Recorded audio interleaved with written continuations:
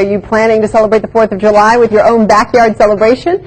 If so, you're not alone, but there are some legal risks involved. Lexington attorney Gina Ghioldi is here with some of the things you need to know before getting that party going. And nobody wants to get sued. Nobody wants to get sued. That's right, and you want to have a good time. So you want to take care of your guests and protect your house, which is probably your biggest asset. All right, let's talk about what should homeowners be thinking about. Well, the first thing you want to do is literally walk through the property and make sure that it's safe. Go through, check that lawn furniture, make sure there aren't any nuts and bolts loose so that Aunt Matilda doesn't fall over when she sits down in the lounge chair. Go through, make sure there are no rakes in the yard or that there are any tools laying around. And again, go through and make sure that the bottles that are labeled water or juice don't have chemicals in them.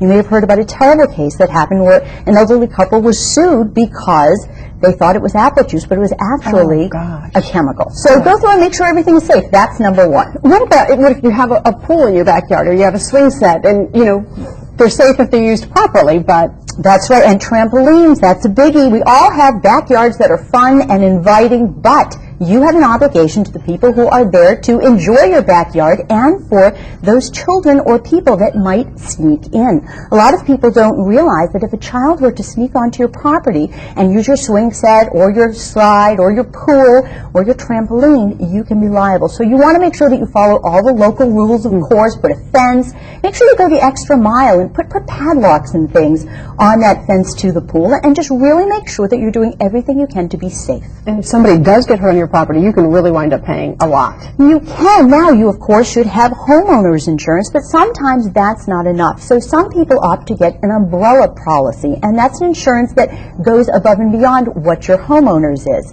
Another thing people don't realize is that they can put a declaration of homestead on their house, and that will protect them. Many states offer that as a great protection in case you do get sued and that insurance doesn't protect you. So you mentioned an umbrella policy. Who should get that? Anybody really who has a home and who has a car and is out and about and could get sued for a number of reasons. A lot of times homeowners policies won't cover things like dog bites. Now, you have to make sure that your policy covers the type of dog that you have. Some of them will exclude you from coverage because you own, for instance, a Rottweiler or a German Shepherd. So make sure that you're covered under your homeowners and take a look at that umbrella policy option in case. And what makes a homeowner high risk as far as insurance is concerned? Well, of course, things like a pool, sometimes a hot tub, trampolines. They don't like trampolines. And dogs, again, our favorite pet, but have to make sure that you're covered. And we're running out of time now, but if you do have people over, can you put up a sign that says swim at your own risk, or, You could, but the better thing to do, it doesn't really protect you. Just watch the kids, even though the parents are there, they're your responsibility. Make sure everybody has a good time and a safe time and protect your assets. All right, Gina, thanks so much and have a great 4th. You too. Now.